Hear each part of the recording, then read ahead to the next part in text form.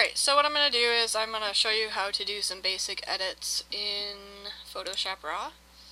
And what you'll want to do is you'll open your RAW file, and the first thing you'll want to do is adjust the white balance. Now you can go over here and you can go to Auto, which is what Photoshop thinks it should be. As you can see, it's a little pink. You can do these different settings here, depending on, say if it was in the pure daylight, you'd click on daylight. But you can also go over here and use your white balance tool. In any area that you definitely know that is white or gray, a neutral color, you can click on that, and sometimes it might say that it's a little too bright, but I know this one isn't. So all you'll do is you'll click on it. So you'll click right there and on the white area, and it'll adjust it to the more natural color. Now the next thing is the exposure area and lighting. So on this image, I know I'm going to be using auto. You can adjust different things like your blacks. It almost gives it kind of like looks like there's a filter on it. You can adjust those. You just move your sliders back and forth. So anyways, the next thing I do is I usually always use a little bit of the clarity. Now what I want you to do is I want you to watch the outline of this daisy here. It kind of defines the lines there. So just watch the outline of the daisy there. Now I'm going to bring the clarity up. See, it's not a huge difference, but it defines it a little bit more. It brings it out a little bit more. And I also usually use my vibrance. I don't use too much of a saturation on things unless I really want to make things wild.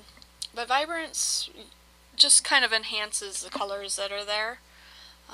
Gives it a more natural look. So I'm just going to bring this up to right about there, in the 40s or so.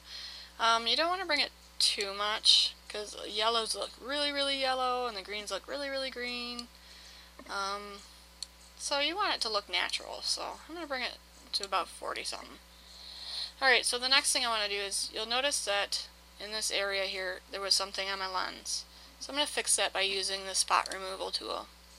Click on that and I'll go right in the middle of the spot. I'll use my left mouse button, click on it, hold it, and drag it. Now you can also use a slider over here to mess with the radius of the circle. Okay.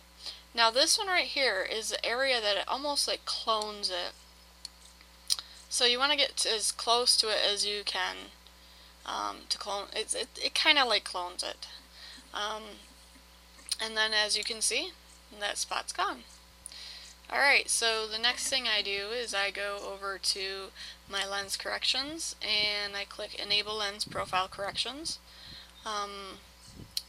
Now mine is already set at default because I know that I use my 18-270 a lot.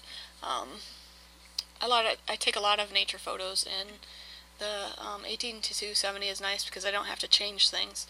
I don't use that for all my portraits or anything, but I do use it out so I don't have to change my lenses. And then you'll click on Remove Chromatic Aberration. What this does is it actually gets rid of like the jagged lines. You really can't see them unless you zoom in too far. But it's always best just to click on that, smooth it out a little bit. Now over in the detail, you can sharpen it. I like to use my unsharp mask in Photoshop, but if you were to use this, it actually is better because it's better to do as much as you can in the Photoshop RAW because it's as close to the actual photo as possible. Now you can also, if you can see in this area, there's a lot of dots or noise. You can get rid of that by bringing the luminance slider up. And I usually go about 20 or so. So as you can see, it smooths it out real nice. Now you don't want to go too much, not unless you want to give like a real soft look. You can really make it look nice if it's, real soft. You can move these around It doesn't do much of a difference unless you're really zoomed in far. So I don't like to go too high because I like to keep some of the detail in the lines. So and then we'll go back here, and that's really about it.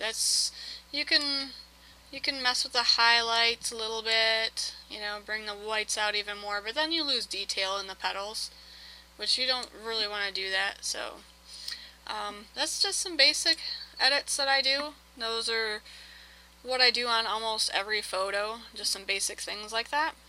So try it out on your own. Okay, thanks for watching.